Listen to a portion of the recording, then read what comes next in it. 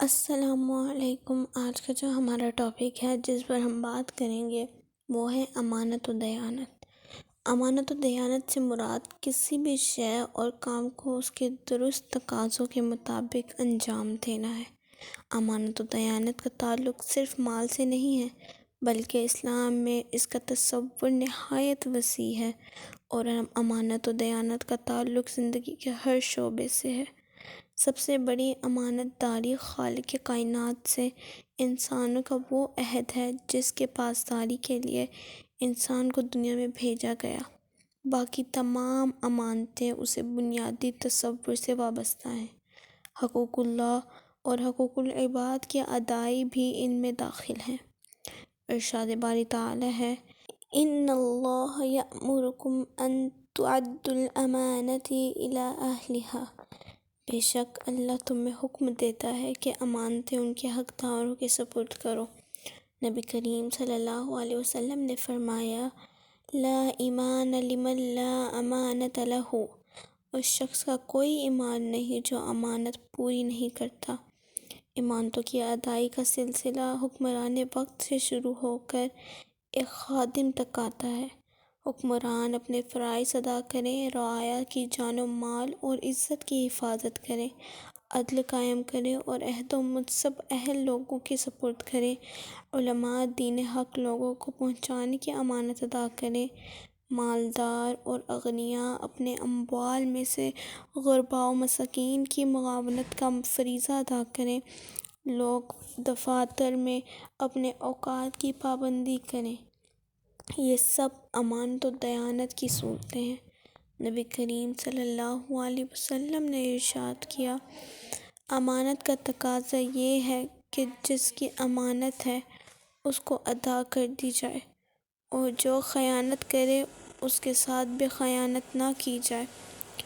نبی کریم صلی اللہ علیہ وسلم امانت داری کا پیکر تھے، اس لیے کافر اور مشرک بھی آپ صلی اللہ علیہ وسلم کو صادق اور امین کہہ کر پکارتے تھے۔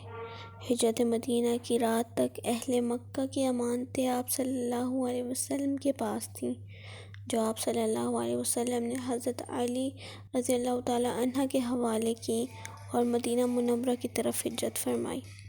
ایک مرتبہ ہرقل روم کے بادشاہ نے ابو سفیان، جو ابھی دائرہ اسلام میں داخل نہیں ہوئے تھے، سے سوال کیا کہ مکہ مکرمہ میں جو شخص نبوت کے دعوے دار ہیں وہ تمہیں کس چیز کا حکم دیتے ہیں؟ تو ابو سفیان نے گواہی دی کہ وہ نماز، سچائی، پاک دامنی، ایفائے عہد اور امانت ادا کرنے کا حکم دیتے ہیں۔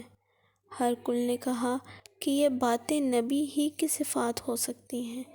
انسان کی زندگی ایک بہت بڑی امانت ہے، اسی وجہ سے اپنی زندگی کو بھی ختم کرنے کا اختیار انسان کے پاس نہیں ہے۔